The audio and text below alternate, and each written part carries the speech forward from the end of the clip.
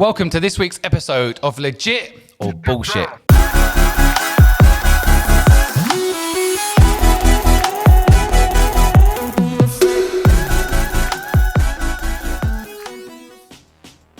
Tony Robbins. Tony Robbins.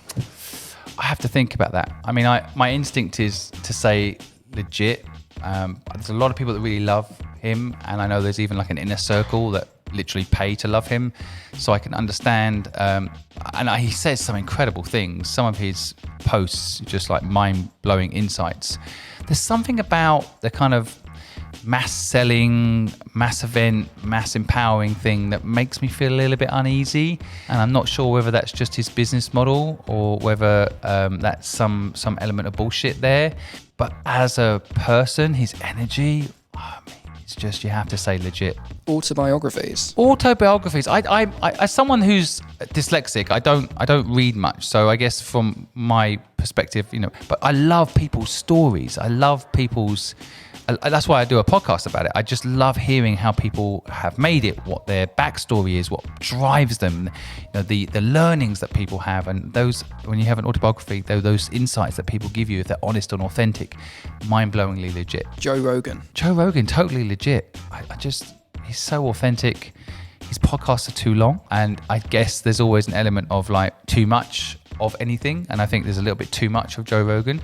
But as a force, I mean, it's just unbelievable. He's brought so much to the world of podcasts, and he's entertaining, and I love his kind of like, he just says it as it is, and I think more people need to do that. I thought I'd like people like that in my life, that's that honesty, that kind of, I don't agree with everything he says, and I think he has some interesting odd points of view, but so do I, and so I'm going to say totally legit. I hope to be on this podcast one day. After Elon Musk. Yeah. Real estate. Yeah, I have an issue with real estate. A couple of things about real estate. I want to say bullshit, but at the end of the day, a lot of people think it's the way to get rich, and they always quote all these people that have got rich from real estate. But the truth is, most successful people have actually got rich from a business. So, Mark Zuckerberg and Facebook, Jeff Bezos, of course, and Amazon, and Elon Musk and Tesla and so on. They've actually done it from businesses, created things. It's really enjoyable as well to build things. And just buying and selling property, and I really don't like it when it's sold as a formula. So, and then of course, if you own a home and you live in it, that can actually stop you doing what you're meant to be doing. It's a liability, not an asset. So I'm going to call bullshit on real estate and say that it should really be reserved for people to live in it, not necessarily as an asset class. But anyway, I know I'm going to be hated a little bit for that. Samsung. I don't like Samsung personally. I know everyone's always talking about how the phones are better and all that. The brand value, the quality, the trust, just never really done it for me. It feels like a copycat brand. And so, yeah, I've always wanted to surround myself by originals, by people that lead, not by people that copy. So, for me, Samsung, probably not going to sponsor this show now when I say bullshit. Dogecoin or Dogecoin, as I like to call it sometimes. Come on, the creators of it have said it's bullshit, so I can hardly call it legit. As an entertainment factor, I definitely think it's got legs.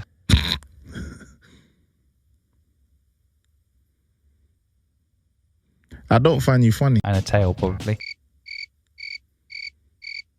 But ultimately, it's total bullshit, isn't it? A bit like a lot of cryptocurrency, to be honest. It's all a bit. I've got cryptocurrency just to declare, but I mean, at the end of the day, I've done it just to hedge my bets and have some fun and see how it works, so I can then judge it and call it bullshit, because that's what I think it is. McDonald's. It's weird. I haven't had a McDonald's in about 10 years, and I drove by a McDonald's the other day, and I was like, oh, should I have a McDonald's? There's something about the allure of that brand that just draws you in. But in reality, the burgers are shit. So, and probably half made out of bullshit. So I'm going to probably get sued by McDonald's when I call it bullshit. AI is both one of the most exciting things that we're ever going to see in our lifetime, as well as one of the most scariest. I think people don't quite comprehend just how much disruption AI is going to bring to the world. And it's going to be good and it's going to be bad. If you're a truck driver, I would say I think there's 3 million odd people relying on some sort of income related to driving in America alone, over 3 million people. And AI is going to potentially strip that away. And I think that on its surface is very scary, of course. But if we prepare for it and create structures like universal income, then I think it's very exciting. I think it's going to unlock humans from doing mundane tasks and let machines do it for us, which should create incredible wealth and a strong middle class. And people will be, for the first time in their lives, able to decide themselves what purpose is in life and what they actually want to do, as opposed to what they have to do to make their bills get paid. So I'm going to say totally legit. Twitter. I've got a feeling Twitter's going to make a comeback since Jack Dorsey got back involved and he's completely insane. I'm going to say it's been bullshit for a good 5 years, but I'm seeing some legit come back into that platform. So right now I'm going to say legit. Twitter Spaces is pretty interesting. So yeah, legit. IKEA. Never really been a fan. Although just recently in lockdown, I bought a table from IKEA because I was bored and put it together. And it was actually very therapeutic and it was kind of easy. So I think they've dumbed it down. That's my personal experience recently, because it was actually quite easy to put together.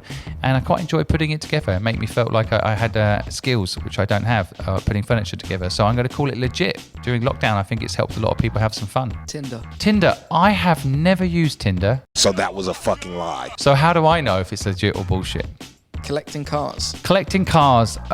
My father collected a lot of cars, and it was kind of nice as a child to hang out with him in the cars and clean the cars on weekends and talk about the history of cars. And so I have fond memories of that. So I want to call it legit, but I think collecting possessions in general is a bit soulless, and I find that things end up owning you if you're not careful. I prefer to have experiences, be it building a business or traveling somewhere, or a nice meal. I prefer to enjoy those sorts of things instead of having a possession like a car. But I completely understand the appeal of a car. As a young person myself, when I was young, I loved having cars, toy cars, and then growing up, my dream was to own a Porsche. But when I actually bought one, I was a little bit disappointed. Ooh, sick burn. Personally, but hey, we're all different. But I'm going to call it bullshit. Owning stuff does not matter. Peter McKinnon. I've actually been introduced to Peter McKinnon by Connor, who's asking me the questions today, and how can you say anything but legit? I just love his work. I love his energy.